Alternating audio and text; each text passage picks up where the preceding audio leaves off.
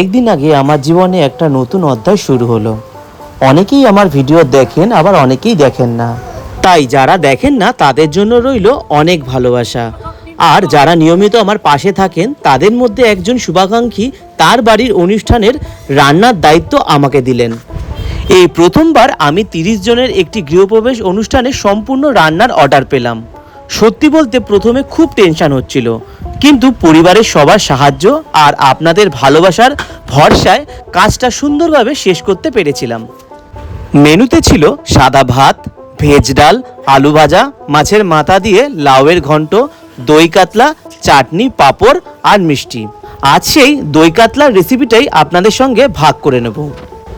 প্রথমে কাতলা মাছের টুকরোগুলোকে ভালো করে ধুয়ে নুন, হলুদ আর সর্ষের তেল মাখিয়ে নিলাম। এই হলুদ শুধু মাছ মাখানোর জন্য, রান্নার গ্রেভিতে আর কোনো হলুদ ব্যবহার করিনি। এবার বড় কড়াইতে সর্ষের তেল দিয়ে মাছগুলো হালকা করে ভেজে নিলাম। দই কাতলার জন্য মাছ বেশি কড়া করে ভাজতে নেই। মাছ তুলে একই তেলে আরেকটু তেল দিয়ে তেজপাতা, শুকনো লঙ্কা, গোটা গরম মশলা ফোড়ন দিয়ে তারপর তাতে পেঁয়াজ রসুন বাটা দিয়ে ভালো করে ধীরে ধীরে কষাতে লাগলাম। মাথায় রাখবেন, কষানোর সময় বারবার নাড়তে হয়, না হলে মশলাটা নিচের থেকে লেগে যায়। এরপর কাঁচা লঙ্কা বাটা দিয়ে বাটিতে লেগে থাকা মশলাগুলোতে জল দিয়ে ধুয়ে সেটাও কড়াইতে দিয়ে দিলাম। আমি যেই জলগুলো ব্যবহার করছি পুরোটাই কিন্তু গরম জল। তারপর আগের থেকে বেটে রাখা কাজু চালমগজ বাটা দিয়ে আবারও ধীরে ধীরে কষাতে লাগলাম। কম আঁচে সময় নিয়ে কষলে রান্নার স্বাদ আরও অনেক বেশি বেড়ে যায়। সেদিন ছিল প্রচণ্ড গরম, কিন্তু রান্নার আনন্দে সব ক্লান্তি ভুলে গিয়েছিলাম। আমি রান্নায় ব্যালেন্স করে নুন আর চিনি দিয়েছিলাম। এবার টক দইয়ের সাথে বিট নুন, চিনি, গোলমরিচের গুঁড়ো আর গরম মশলা গুঁড়ো ভালো করে ফেটিয়ে নিয়ে কড়াইতে দিয়ে দিলাম।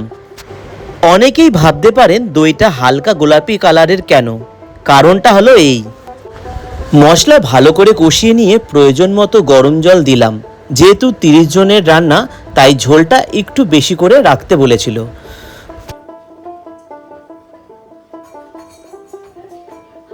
ঝোলটা ফুটে একটু ঘন হয়ে এলে কিছু গোটা কাঁচা লঙ্কা দিয়ে দিলাম।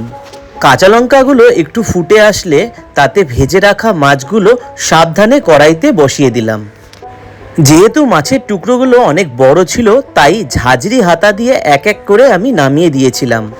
আর সবশেষে একটু ঘি ছড়িয়ে দিলেই আমার রেডি অনুষ্ঠান বাড়ির প্রথম কাজ, দই কাতলা। কেমন লাগলো আমার প্রথম অর্ডারের গল্প আর রেসিপি? কমেন্ট করে অবশ্যই জানাবেন কিন্তু। আজ তবে আসি, টাটা।